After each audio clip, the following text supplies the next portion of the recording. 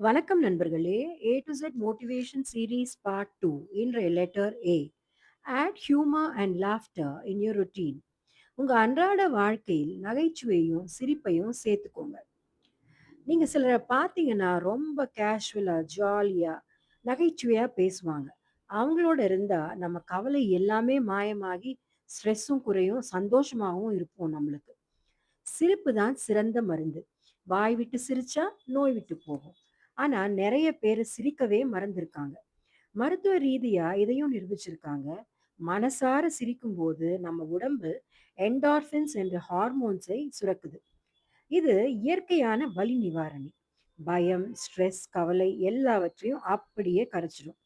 காத்தால எழுந்து நாங்க வேலை மற்ற குடும்ப பொறுப்புன்னு ஓடுற போது சிரிப்பதாவதுன்னு சலிச்சுக்கிறீங்களா? இயல்பா சிரிக்க முடியலையா? நீங்க இத ஃபாலோ பண்ணுங்க.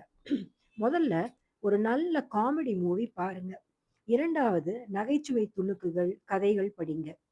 3வது தினமும் டின்னர் டைம்ல குடும்பத்தோட உட்கார்ந்து சாப்பிடும்போது ஒரு ஜோக் சொல்லி சிரிங்க.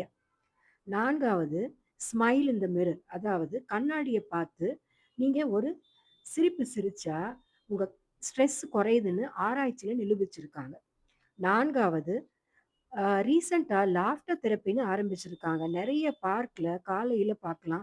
ஒரு குழுவா நின்னு ஓஹோ! ஆஹான்னு ரிதமிக் கிளாப்பிங்கோட ஸ்டார்ட் பண்ணி தொடங்குறாங்க சிரிக்கிறத. இந்த சிரிக்கிறதால ஸ்ட்ரெஸ் ஹார்மோன்ஸ் கார்ட்டிசால் குறையுது. என்டார்ஃபின்ஸ் அதாவது பெயின் கில்லர் இன்கிரீஸ் ஆகுது. சிரிப்பு உங்க மூளைக்கு ரத்த ஓட்டத்தை அதிகப்படுத்தும். உங்க மனதை தெளிவாக்கும். தினமும் வாய் விட்டு மனம் திறந்து சிரிங்க. வாழ்க்கையில் மகிழ்ச்சியா இருங்க. இந்த மாதிரி மோட்டிவேஷனல் வீடியோஸ்க்கு ஒரு ஸ்மைலோட like, share, comment and subscribe பண்ணுங்க நண்பர்களே.